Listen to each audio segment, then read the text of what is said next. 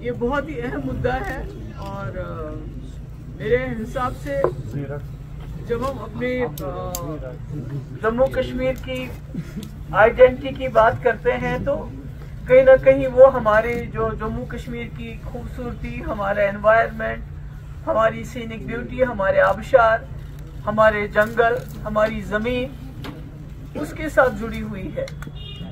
एक आइडेंटिटी तो इन्होंने हमसे गैर कानूनी तरीके से तो हमसे वो उन्होंने छीन ली, मगर अब जो हमारे पास बचा कुचा है, जो हमारी ज़मीन है, जो हमारे जंगल है, जो हमारे पानी के वसाइल हैं, तो हमारा एनवायरनमेंट है, हमारा जो भी हमारी यूएसपी है जिसके लिए जम्मू कश्मीर बिलखुसूस वादी मानी जाती है पूरी दुनिया में, तो उसके ऊपर बड़े खतरनाक बादल मंडरा रहे हैं।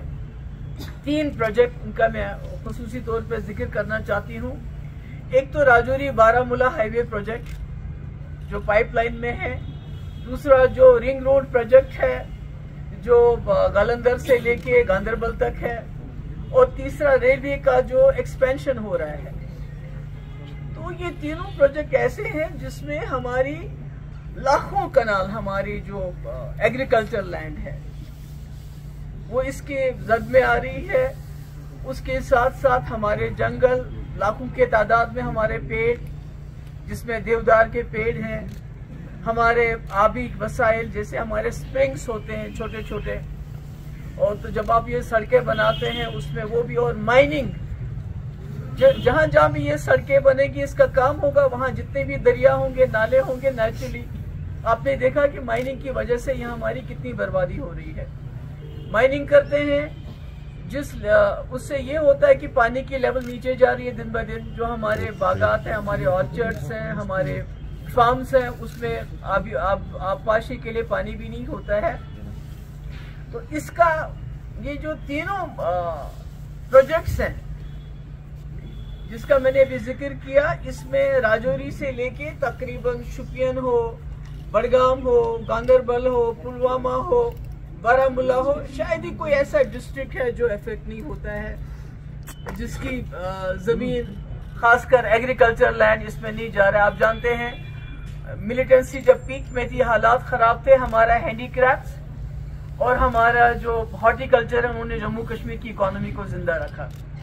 तो मुझे कहीं ना कहीं शक होता है कि कहीं जो हमारे साथ जो तबाही होगी जम्मू कश्मीर की, उससे भी शायद कहीं दिल नहीं भरा है। तो अब जो हमारे पास बचा कुचा सरमाया है उसके पीछे भी लगे हैं।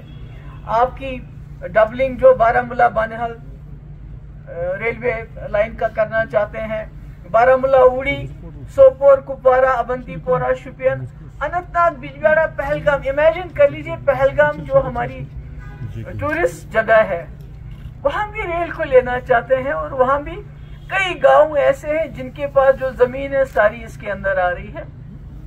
तो कहने का मेरा मकसद है कि आपको मालूम है कि उत्तराखंड में क्या हुआ, आपको मालूम है हिमाचल में क्या हुआ, आपको मालूम है जोशीमठ में क्या हुआ, क्योंकि वहां भी इसी तरह से बिना सोचे समझे, मुझे लगता है ये ठेकेदारी की बात है कि आपको ऑलरेडी आपकी एक सड़क है, मुगल रोड है आपका, उस पर टनल बनाइए, दूसरा पैरेलल रोड बनाने की क्या जरूरत है? अगर कहीं कनेक्टिविटी नहीं है उन जगहों को कनेक्ट कीजिए, मगर दूसरा रोड बनाने की क्या जरूरत है?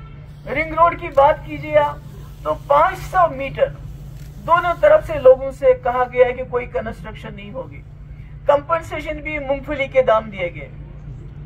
कहते हैं कि जब कोई कानून यहाँ लाना होता है जिसमें आपको पता है नीट, जिसमें 50% बाहर सीटें जाती, इसी तरह से कई कानून जिससे हमारे नौजवानों का गला काट दिया गया है, उसमें वो कानून लगते हैं जो 370 खत्म करने के बाद है। मगर जब जमीन में मुआवजा देना पड़ा रिंग रोड के लिए, तो उसमें पुराने कानून चलाए गए जिसमें बहुत कम उनको मुआवजा मिला। ऊपर से टाउनशिप की बात हो रही है। मुझे याद है आज तो सरकार है उमर साहब की, तो हम तो उनसे ये गुजारिश करना चाहते हैं कि आपसे हम बड़े कामों के बारे में नहीं कहेंगे। 370 की बात हम आपसे नहीं कहेंगे, क्योंकि हमें लगता है कि 50 सीटें होने के बावजूद 3 मेंबर पार्लियामेंट होने के बावजूद आप में वो शायद जुर्रत नहीं है, पहले भी नहीं थी, आज भी नहीं है, मगर कम से कम जो आप बचा सकते हैं। ये हाउसिंग अर्बन डेवलपमेंट का है, प्रोजेक्ट है, ये आपके पास है डिपार्टमेंट। यहाँ कौन सी रोड बननी है, कौन सी नहीं बननी है, ट्रेन कहाँ चाहिए हमें, कहाँ नहीं चाहिए, हमारे किसानों का नुकसान नहीं होना चाहिए, हमारे आबशारों का नुकसान नहीं होना चाहिए, हमारे एनवायरनमेंट का नुकसान नहीं होना चाहिए। उसके लिए तो ये सरकार काम कर सकती है ना। तो टाउनशिप की बात है, इस टाउनशिप जो बन रहे हैं, हमारे लोगों को इजाजत नहीं है, आधा किलोमीटर तक वो कोई कंस्ट्रक्शन नहीं कर सकते। आपने उनकी जमीनें ले ली, कोई दुकान बनाता, कोई होटल बनाता, उसको वो इजाजत नहीं है। मगर आप 30 टाउनशिप्स, एक्सेलसियर के मुताबिक 30 टाउनशिप्स, जिसमें 1,20,000 कनाल जमीन चाहिए आपको।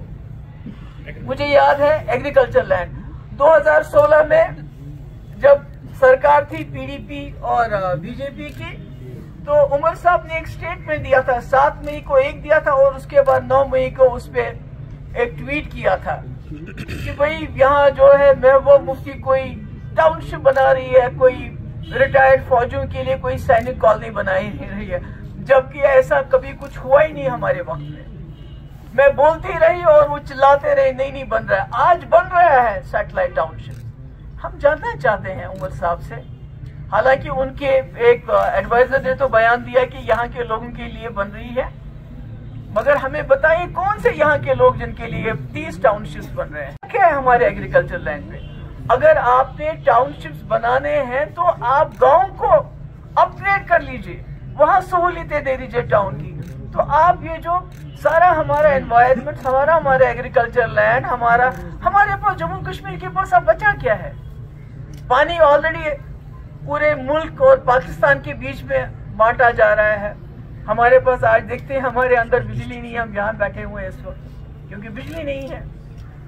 तो मैं तो उन बातों में नहीं जाऊंगी कि उन्होंने क्या कहा था इलेक्शन से पहले, मगर मैं ये जरूर कहना चाहूंगी, उमर साहब से मेरी दरखास्त है, ये आपके हाथ में है।